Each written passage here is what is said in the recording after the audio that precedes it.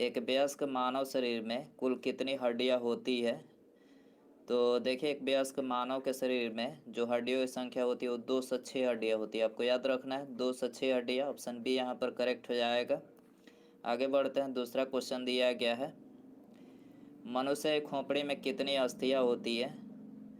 तो देखिए, correct answer option A हो जाएगा, 8 अस्थियां होती है। मनुष्य की खोपड़ी में कितनी अस्थियां होती है? 8 अस्थियां होती है। तीसरा क्वेश्चन दिया गया है, मनुष्य के शरीर में पसलियों के कितने जोड़े होते हैं? पसलियों के कितने जोड़े होते हैं?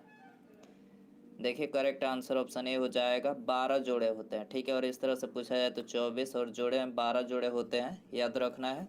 चौथा क्वेश्चन दिया गया है, शरीर की सर्वाधिक प्रबल अस्थि किसमें होती है? तो जो सर्वाधिक प्रबल अस्थि होती है, तो करेक्ट आंसर यहाँ पर बी हो जाएगा, जबड़े में होती है। सर्वाधिक प्रबल अस्थि किसमें होती है? जबड़े में। पांचवा क्वेश्चन दिया गया है, मानव शरीर के किस भाग में सबसे छोटी हड्डी होती है? सबसे छोटी हड्डी कहाँ पर होती है? करेक्ट आंसर ऑप्शन ए हो जाएगा, कान में। कान में सबसे छोटी हड्डी पाई जाती है, जिसे स्टेपिस बोला जाता है। स्टेपिस याद रखना है। छठा क्वेश्चन दिया गया है, मानव शरीर में सबसे बड़ी हड्डी कौन सी है? सबसे बड़ी हड्डी, तो देखिए करेक्ट आंसर ऑप्शन डी हो जाएगा, जांघ की जो हड्डी होती है जिसे फीमर बोला जाता है, ये मानव शरीर की सबसे बड़ी हड्डी होती है। सातवां क्वेश्चन दिया गया है, टीबिया नामक हड्डी किस में पाई जाती है? टीबिया नामक हड्डी किस में पाई जाती है? करेक्ट आंसर बी हो जाएगा, टांग में जो है टीबिया नामक हड्डी पाई जाती है। आठवां क्वेश्चन दिया गया है, मानव शरीर के किस अंग में किस अंग की हड्डी सबसे लंबी होती है? तो देखिए, ये तो बता ही चुके हैं कि सबसे लंबी जो होती है वो जांघ की हड्डी होती है, जांघ। ठीक है, ऑप्शन बी हो जाएगा। नौवां क्वेश्चन है, इनमें से कौन सी हड्डी मानव कान का भाग नहीं है? कौन सा हड्डी जो है मानव कान का भाग नहीं है?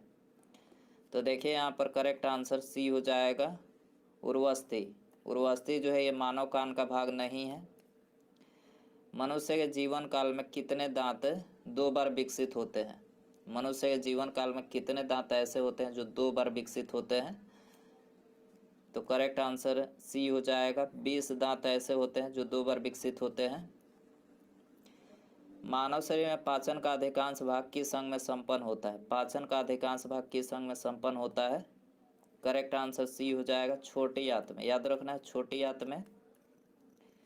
मानव शरीर का कौन सा एंजाइम कार्बोहाइड्रेट को तोड़ने में मदद करता है? कौन सा एंजाइम कार्बोहाइड्रेट को तोड़ने में मदद करता है?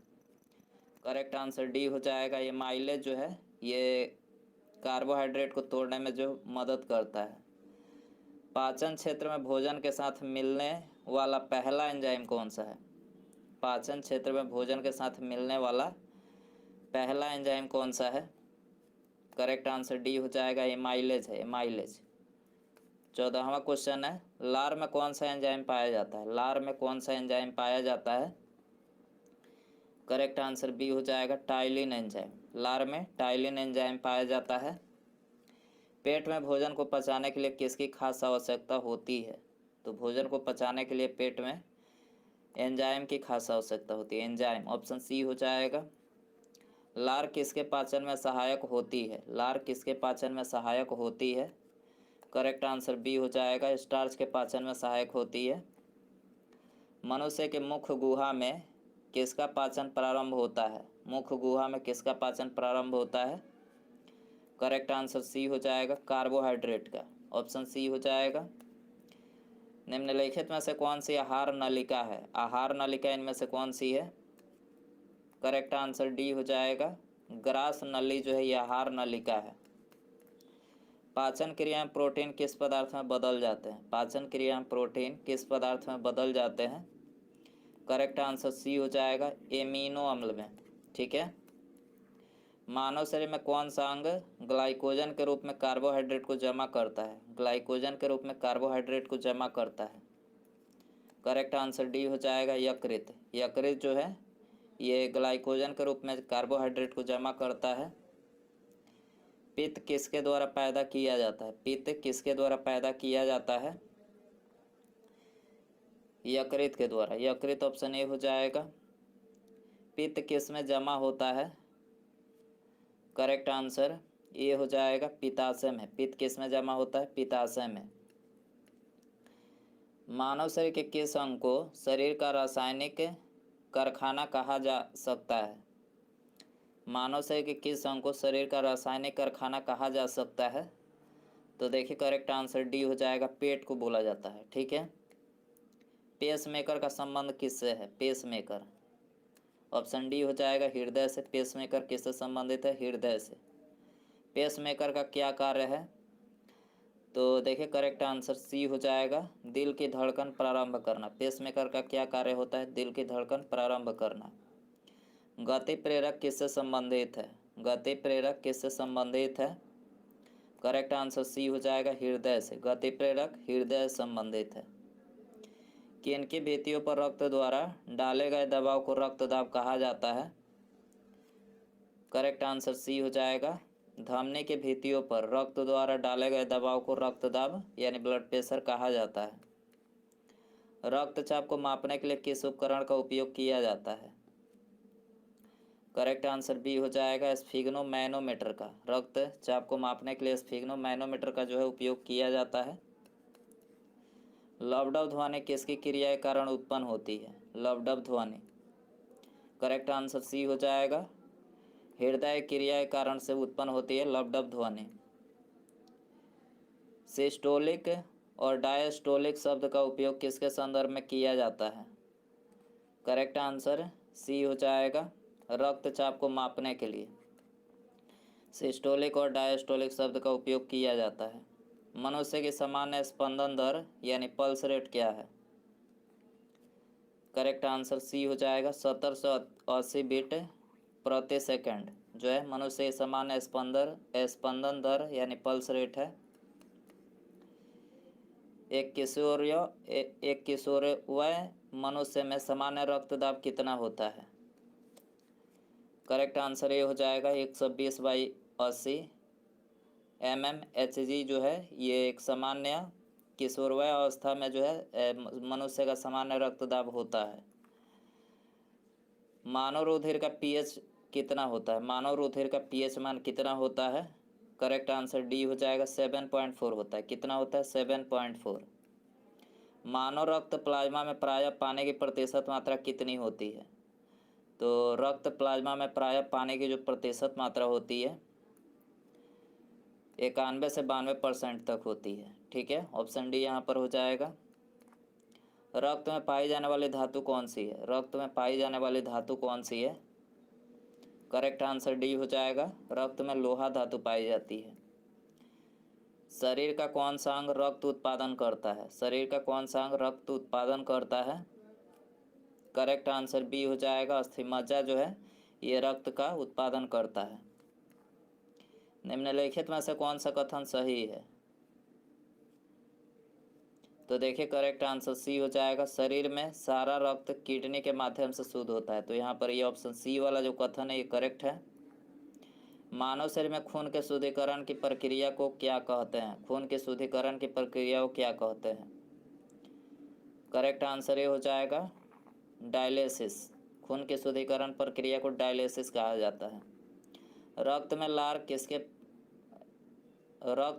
रंग किसके कारण होता है? लाल रंग किसके कारण होता है? हीमोग्लोबिन के कारण से। हीमोग्लोबिन बी हो जाएगा। दोस्तों वीडियो पसंद आ रहा है तो प्लीज़ वीडियो को लाइक कर दें और चैनल पर नया है सब्सक्राइब करके बेल आइकन प्रेस करें। आगे बढ़ते हैं। शरीर में हीमोग्लोबिन का कार्य क्या है? हीमोग्लोबिन का कार्य क्या है? करेक्ट आंसर ये हो जाएगा, ऑक्सीजन का परिवहन जो है हीमोग्लोबिन का कार्य है। हीमोग्लोबिन किसका महत्वपूर्ण घटक होता है? हीमोग्लोबिन किसका महत्वपूर्ण घटक होता है?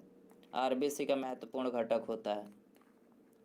कौन सी रक्त वाहिकाएं साफ रक्त फेफड़ों से हृदय में ले जाती है?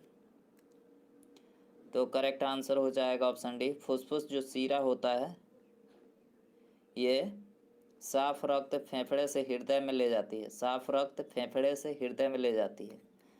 किसकी सहायता से रक्त द्वारा ऑक्सीजन ले जाया जाता है? तो करेक्ट आंसर ये हो जाएगा, लोहित कोशिकाओं की सहायता से जो है रक्त द्वारा ऑक्सीजन ले जाया जाता है। किसके मौजूदगी के कारण शरीर के भीतर रक्त जमता नहीं है? किसकी मौजूदगी के कारण शरीर के भीतर रक्त जमता नहीं है? करेक्ट आंसर डी हो जाएगा। हिपैरिन की उपस्थिति के कारण से जो है शरीर के भीतर रक्त जमता नहीं है। हमारे शरीर की कौन सी कोशिकाएं मानव शरीर के सैनिक के रूप में प्रसिद्ध है? सैनिक के रूप में करेक्ट आंसर ये हो जाएगा श्वेत रक्त कोशिकाएं यानी WBC जो है ये सैनिक के रूप में प्रसिद्ध है। रुधिर के प्लाज्मा में किसके द्वारा एंटीबॉडी निर्मित होती है? रुधिर के प्लाज्मा में करेक्ट आंसर बी हो जाएगा लिम्फोसाइट के द्वारा। लिम्फोसाइट के द्वारा जो है एंटीबॉडी निर्मित होती है। लाल रक्त कोशिकाओं के निर्माण के लिए शरीर का कौन सा अंग जिम्मेदार है? RBC के निर्माण के लिए कौन सा अंग जिम्मेदार है? करेक्ट आंसर डी हो जाएगा अस्थिमज्जा RBC के निर्माण के लिए जिम्मेदार है। RBC का कब्रिस्तान किसको कहा जाता है? किसको कहा जाता है? करेक्ट आंसर सी हो जाएगा पलीहा को RBC का कब्रिस्तान कहा जाता है। मनुष्य के लाल रक्त कोशिकाओं का जीवन काल कितना होता है? करेक्ट आंसर ये हो जाएगा 120 दिन का जीवन काल होता है RBC का। मानव शरीर में लाल रक्त कण का निर्माण कहाँ होता है? करेक्ट आंसर डी हो जाएगा अस्थिमज्जा में RBC का निर्माण होता है RBC। लाल रुधिर कणिकाओं का उत्पादन किसके द्वारा होता है? RBC का उत्पादन किसके द्वारा होता है? करेक्ट आंसर सी हो जाएगा अस्थिमज्जा के द्वारा जो है RBC का उत्पादन होता है। उच्च 49 पर मानव शरीर में RBC में क्या होगा? उच्च 49 पर मानव शरीर में RBC में क्या होगा? करेक्ट आंसर सी हो जाएगा उसका संख्या बढ़ेगी। सफ़ेद रक्त कण यानी WBC का मुख्य कार्य क्या है? WBC का मुख्य कार्य क्या है?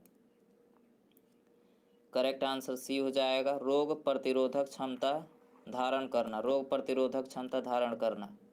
जब कोई बाहरी पदार्थ मानव रुधिर प्रणाली में प्रविष्ट होता है तो प्रतिक्रिया कौन प्रारंभ करता है? करेक्ट आंसर बी हो जाएगा WBC जो है प्रतिक्रिया प्रारंभ करता है। एंटीजन यानी प्रतिजन एक ऐसा पदार्थ है जो करेक्ट आंसर सी हो जाएगा प्रतिरक्षी के निर्माण को बढ़ावा देता है। कौन सा ब्लड ग्रुप सर्वव्यापक ग्राह्यता रखता है? करेक्ट आंसर सी हो जाएगा AB रक्त समूह AB ऑप्शन सी। AB रक्त वर्ग वाले व्यक्ति को सार्वत्रिक अदाता क्यों कहा जाता है? तो देखिए करेक्ट आंसर ये हो जाएगा उसके रक्त में प्रतिपिंड का अभाव होता है। सार्वत्रिक अदाता कहा जाता है इसको। किस रक्त समूह को सार्वभौमिक दाता के रूप में जाना जाता है? सार्वभौमिक दाता के रूप में किसको जाना जाता है? करेक्ट आंसर डी हो जाएगा ओ रक्त समूह को। यूनिवर्सल डोनर यानी सार्वभौमिक दाता इसको बोला जाता है। रक्त समूह वो वाला व्यक्ति किस रक्त समूह के व्यक्तियों से रक्त ले सकता है? तो देखिए करेक्ट आंसर डी हो जाएगा केवल ओ रक्त समूह वाले व्यक्ति से ही रक्त ले सकता है। ठीक है। इनमें से कौन सा मस्तिष्क का भाग नहीं है? तो देखिए मेड्यूला, थैलेमस और पांस ये तीनों जो है ये मस्तिष्क के भाग है। पिन्ना जो है यहाँ पर मस्तिष्क का भाग नहीं है। ऑप्शन डी हो जाएगा। मस्तिष्क का कौन सा भाग मानव शरीर के आसन और संतुलन को बनाए रखता है? तो करेक्ट आंसर सी हो जाएगा सेरेबेलम जो है ये मानव शरीर के आसन और संतुलन को बनाए रखता है। सेरेब्रम किससे संबंधित है? सेरेब्रम किससे संबंधित है? करेक्ट आंसर सी हो जाएगा मस्तिष्क। सेरेब्रम मस्तिष्क से संबंधित है। मनुष्य के मस्तिष्क का सबसे बड़ा भाग कौन सा है? करेक्ट आंसर सी हो जाएगा प्रमस्तिष्क जो है ये सबसे बड़ा भाग है। मानव शरीर की किन कोशिकाओं में सबसे कम पुनर्योजन शक्ति होती है? तो करेक्ट आंसर ये हो जाएगा मस्तिष्क कोशिकाओं में जो है ये सबसे कम पुनर्योजन शक्ति होती है। मनुष्य में मेरुदंड से कितनी जोड़ी तंत्रिका निकलती है? करेक्ट आंसर सी हो जाएगा 31 जोड़ी। मनुष्य के मेरुदंड से 31 जोड़ी तंत्रिका निकलती है। प्रतिवर्ती क्रियाओं का नियंत्रण केंद्र कहाँ पर है? प्रतिवर्ती क्रियाओं का नियंत्रण केंद्र कहाँ पर है? करेक्ट आंसर सी हो जाएगा केशेरुक रज्जु में है, केशेरुक रज्जु। ऑक्सीजन की उपस्थिति में सुक्रोज का CO2 एवं जल में ऊर्जा निर्मुक्त होने के साथ पूर्ण रूपांतरण होने को क्या कहते हैं? ऑक्सीजन की उपस्थिति में सुक्रोज का CO2 एवं जल में ऊर्जा निर्मुक्त होने के साथ पूर्ण रूपांतरण को क्या कहते हैं? तो देखिए करेक्ट आंसर हो जाएगा वायु श्वसन कहते हैं, वायु श्वसन। हमारी छोड़ी हुई सांस की हवा में CO2 यानी कार्बन डाइऑक्साइड की मात्रा लगभग कितनी होती है? करेक्ट आंसर ये हो जाएगा 4% होती है छोड़ी हुई सांस में। क्रेब्स चक्र में किसका संश्लेषण होता है?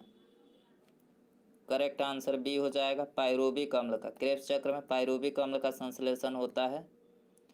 स्तनधारी किस में यूरिया बनाते हैं? करेक्ट आंसर ये हो जाएगा यकृत में। स्तनधारी यकृत में यूरिया बनाते हैं।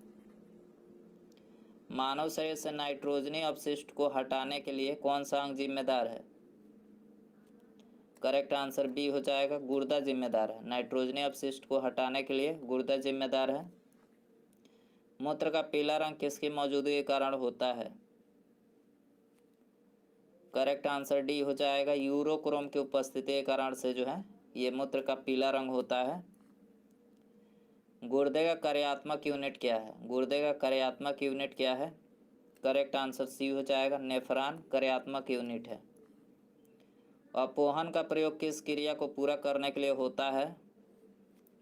करेक्ट आंसर डी हो जाएगा वृक्क की क्रिया को पूरा करने के लिए जो अपोहन यानी डायलिसिस का जो है प्रयोग होता है।